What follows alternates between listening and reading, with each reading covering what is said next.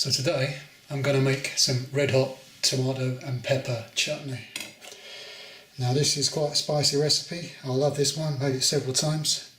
You can't go wrong with this one. So what I've done, I've pre-prepared 3 bowls. 1 roughly chopped tomatoes, 2 finely sliced red bell peppers, and 3 roughly sliced white onions. Now that's 3 kilos of tomatoes, 1 kilo of onions, white onions, and 6 large bell peppers. I've got 8 or 9 cloves of garlic there and a 100-gram piece of ginger. Now ginger is quite interesting. Don't bother cutting all the bits and pieces off, just get a spoon and scrape it. You save more of your ginger that way. You can always use the peelings to make a ginger tea. That's quite medicinal for you if you're feeling poorly. Ginger is actually quite a good pick-me-up. So just use a teaspoon, scrape it over. See how easy that is? It's just coming away. Don't worry about if all the skin's not off, that's fine. We're going to grate this now, and we're going to crush the garlic cloves. That's my grated ginger, and what I'm going to do now is just finish the last of the garlic. Stick it in your crusher, squidge it down really hard. It explodes everywhere obviously because it's me, and I've just cleaned the kitchen up to do this. Now use the back of the knife when you're scraping, not the front because it ruins the blade. We're going to start off a light frying process in a very heavy bottom pan. And start off with the onions, and we'll add in the peppers and then the tomatoes, and then we'll add in the garlic and the ginger on top of that, and we'll add some spices to the mix. Now this is a pretty large batch that I've got. Now although it will break down in the pot, I'm going to start off with a large pot. You want a large, fairly heavy based pan. I'm going to put a couple of glugs of oil in that pan, and then we're going to add our onions and our peppers to it. Just let the oil come to heat, and we'll tip in the onions and the peppers. It's starting to smoke now, so what we're going to do,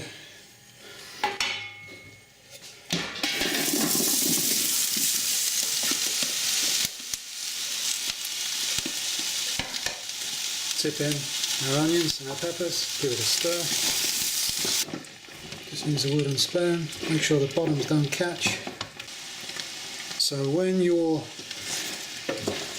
moving your onions and your peppers around, because you've sliced them all up nice and thinly, or rustically, depending on how you want to do things, you don't really want to break everything up. So just use a folding method to move from the bottom to the top when you move your onions around so they don't burn. So they're softening up, so what I'm going to do now is add my 3 kilos of roughly chopped tomatoes.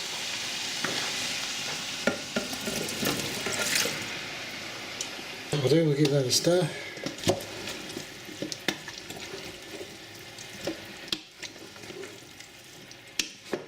Now there's a lot of water in the tomatoes, so that will now prevent the bottom from catching for a little bit. So next in our pot goes the grated ginger and the crushed garlic. So I'm using a mixture of red chilies.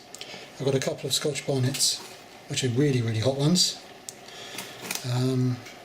Just taking the stalks off. I'm going to leave the seeds in. If you don't want it to be too hot, feel free to take your seeds out. But I'm going to leave the majority of mine in.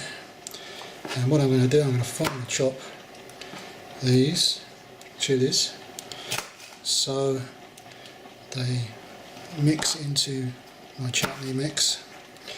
And over time, when you're cooking these do actually milden down, if that's the word for it. They will actually become less hot. When we try this before we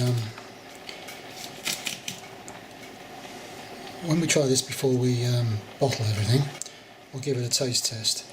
And what will happen is, because you've recently cooked it, they'll be hotter than if you left these for 8 weeks to mature in their sealed pots. So what I'm going to do, if you wanted to de-seed your chilies just like I've done there, what I'm going to do now is just chop it into quarters, and then all I'm going to do is roughly chop my chilies like this. Now we'll keep into the red theme: tomatoes, red chilies, red bell peppers. We want a red chutney. There's the seeds there. I'm not throwing them away. I was just showing you how to de-seed a chili. Now this is all going into my pot with the tomatoes and the onions. So I've just put my chilies into the pot. So we're going to give everything a stir now. So we're folding from the bottom to the top to get everything coated and mixed together. Now, when you make a chutney, chutneys are basically sweet and sour. So what we need to do now, we need to add some dark sugar and some red wine vinegar. Again, the red theme.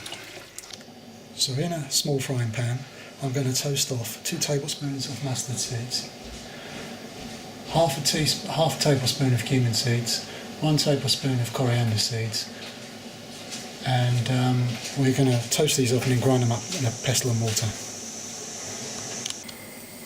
Now I'm toasting off my spices.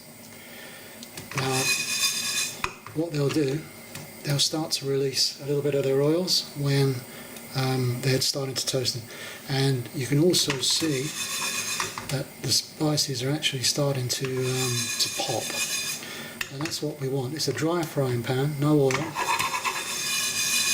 and you can smell the kitchen actually getting more fragrant with the toasting. There we go. And all we're going to do now is vent our spleen on the spices. Just get your hand in there, give it a bit of a crush. You want a nicely ground, I wouldn't say powder, but you want it sort of finer than you had it. And the heat actually helps break the spices down. You saw the mustard seeds popping, that means they're ready to break open anyway. So what I'm going to do now, I'm going to throw that into my tomato mix, and then we'll start adding some sugar, and we'll add the vinegar. There we go, we're just putting in all of our spices. So I'm going to add 2 teaspoons of ground ginger. I know we have the ginger already, but doesn't help add a bit more. Make sure they're heaped teaspoons.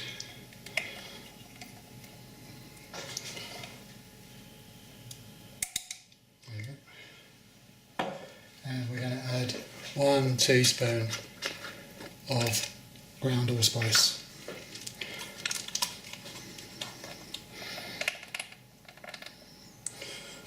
There you go, 1 teaspoon of allspice.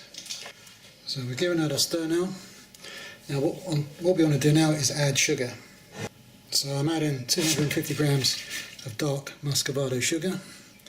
Dark sugar always adds to the flavour, and will actually colour your chutney a darker colour than if you used a lighter coloured sugar. And now what we're going to do now is add on 500 millilitres of red wine vinegar. And as we say, chutney is sweet and sour. It's derived from an Indian dish brought over in the Raj when the soldiers are coming back from places like northern India, Afghanistan, Pakistan and sort of places as they were. And chutney was quite an interesting dish these soldiers brought back with them, and we've been making it ever since.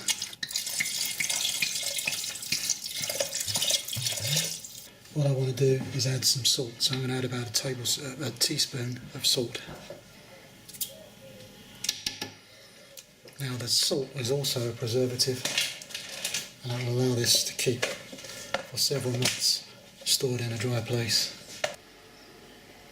So we've added all our ingredients now, we've given it a stir, and what we're going to do now, I'm just raising the temperature of the pot so it starts to boil. And once it starts to boil, what we're going to do then is let this simmer for 2 hours. Stirring occasionally, and in that 2 hours the liquid will evaporate, this will become stickier and the flavours become more intense with the water evaporating, the vinegar and the liquid evaporating. And once that happens, we're ready to start bottling this up. So what I'm looking for, once we've finished cooking our chutney, is if you draw the spoon away from the the edge of the saucepan to the middle, you see that the majority of the liquid has now evaporated, and there's just enough there to put with the mixture into your jars. So what I've done here, I've sterilised some jam jars, that sort of thing, in the oven. I've boiled the lids, so I'm ready to serve up as soon as the chutney is cooled down. So I'm going to leave this about 10 minutes to cool down, and then I'm going to take this and bottle it up. So what you want is a jam ladle. What it does, it's got a narrow neck for the bottle and a wider mouth for the chutney or the jam you're jarring up. All we're going to do is spoon some of our chutney mix into the ladle, into the mouth of the funnel rather. You want to leave a gap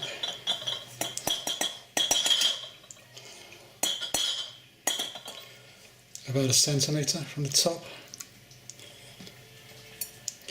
just so the vinegar doesn't touch the lid.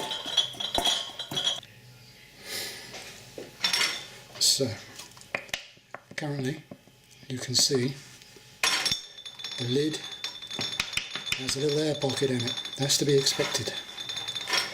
When you seal the jar, the food inside is boiling hot. As it cools, it creates a vacuum and the seal will come in, and that is an indication of your jar that the jar is sealed properly. When you don't have the popper sound. Now that's going to take some time for that jar to cool down. Now you make sure all the other lids are firmly on, and as they cool down the lid will contract and seal itself to the jar, and that keeps out any nasty bacteria, any sort of bugs and things, and allows you to store your chutney for a longer period of time. Now this will easily keep 6 months to a year on the shelf. Once everything's cooled down, just take an indelible pen, mark on there when you made it, so you know how old the food is. You can actually put fancy sticky labels on there, but I don't bother, I just use them marker pen. I hope you enjoy this recipe. This is great for hamburgers, cold meats, cheese, anything like that. Anything where you need a little bit of spice. I suggest you guys make this. This is a beautiful recipe. The chilies are hot currently. They will mild down over time in the jar. Don't crack these open for about 8 weeks, 2 months. It needs to mature in the jar to mellow and have all the flavours infused. And once that's done, you're ready to tuck in. These will be great for Christmas, hams, turkey, that sort of thing. Any cold meats. Beautiful recipe. Go on to make it.